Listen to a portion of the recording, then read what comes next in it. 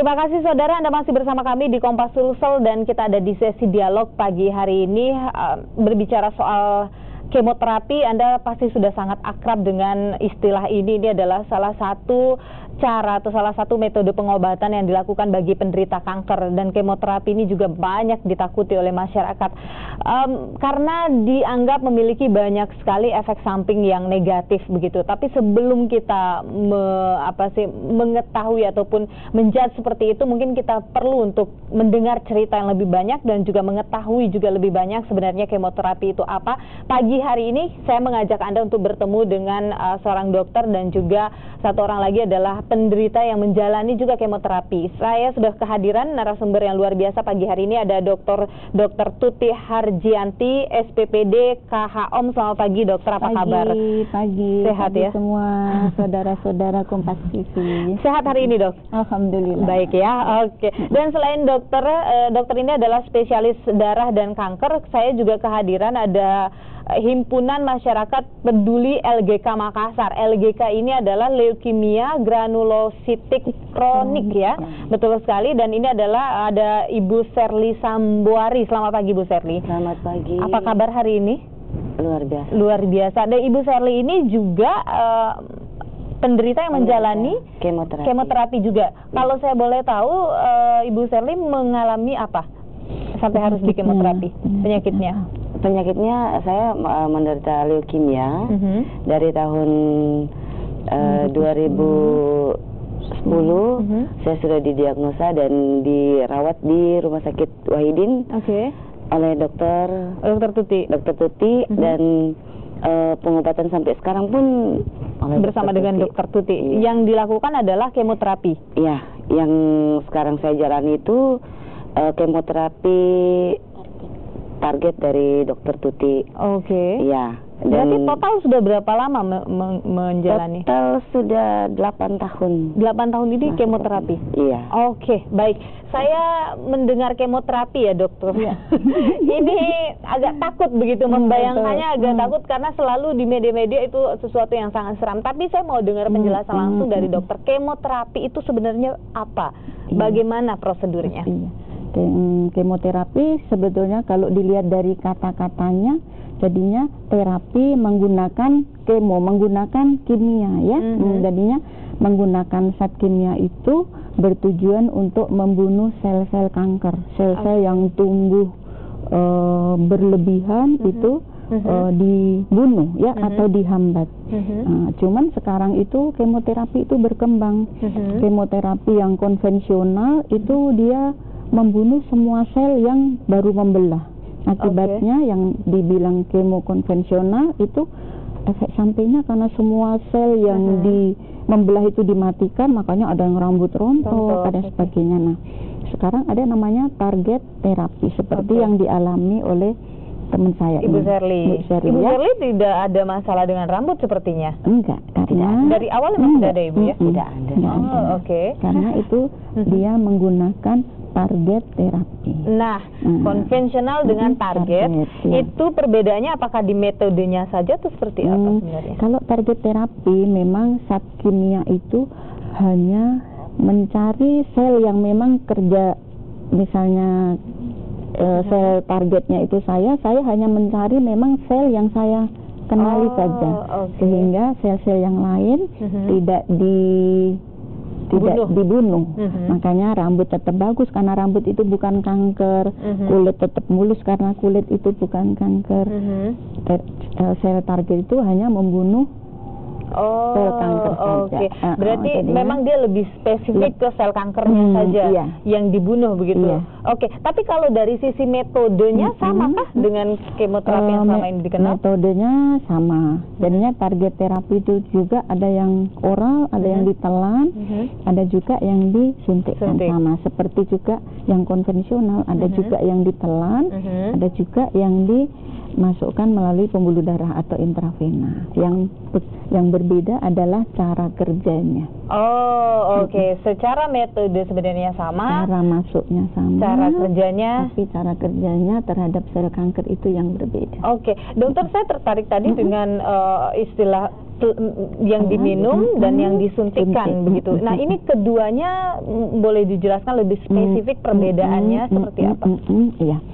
Jadinya kapan kita memilih yang ditelan, kapan memilih yang intravena, pada dasarnya kalau ada yang melalui telan itu yang kita pilih.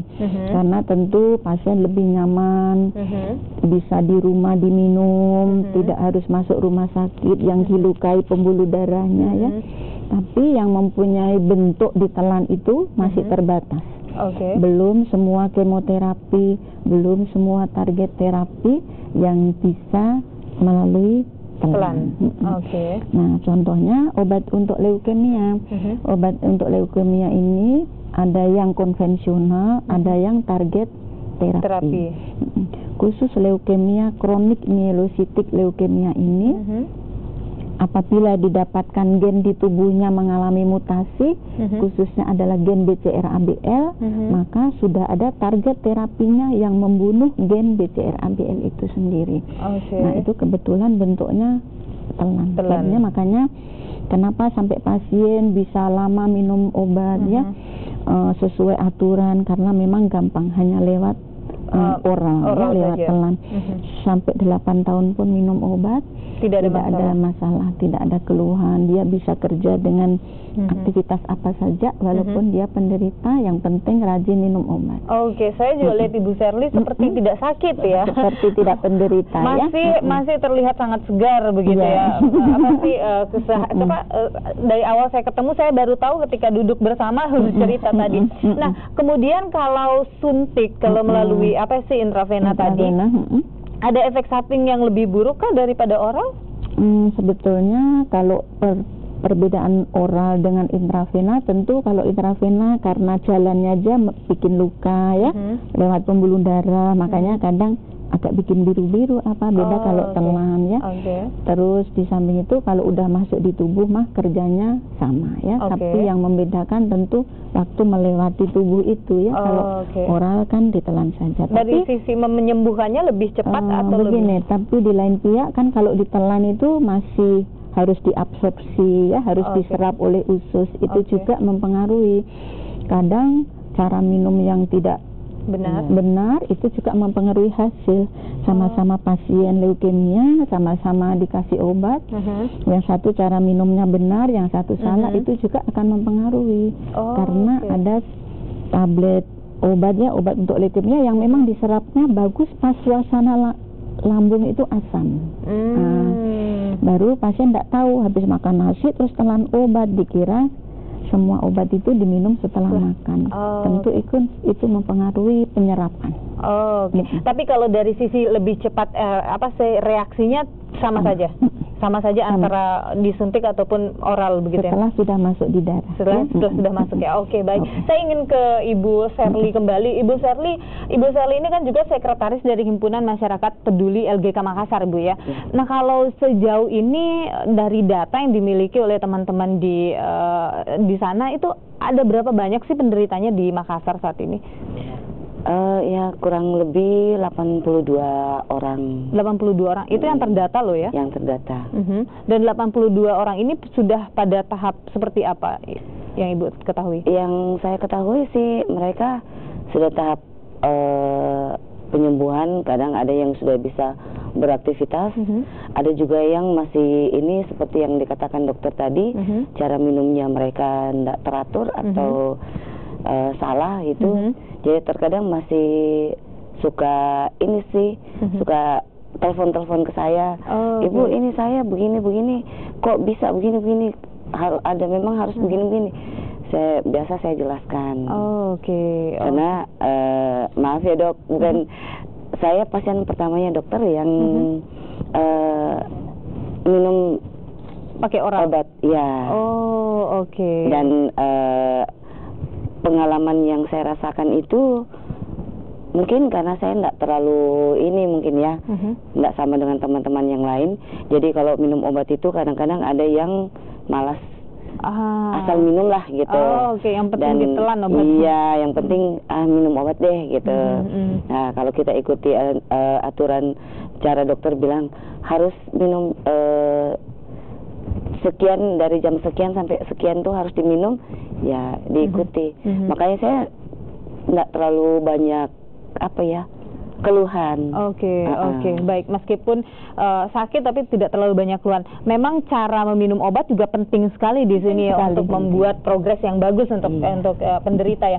Tapi kalau di Himpunan Masyarakat Peduli LGK Makassar ini, apa saja sih sebenarnya yang menjadi kegiatan di sana? Apakah sekedar berbagi saran, atau ada kegiatan-kegiatan sosial yang dilakukan oleh teman-teman di sana? Nanti kita jawab ya Ibu Sherly ya. Usai jeda berikut ini saya akan kembali, tetaplah di Dialog Kompas Sulsel.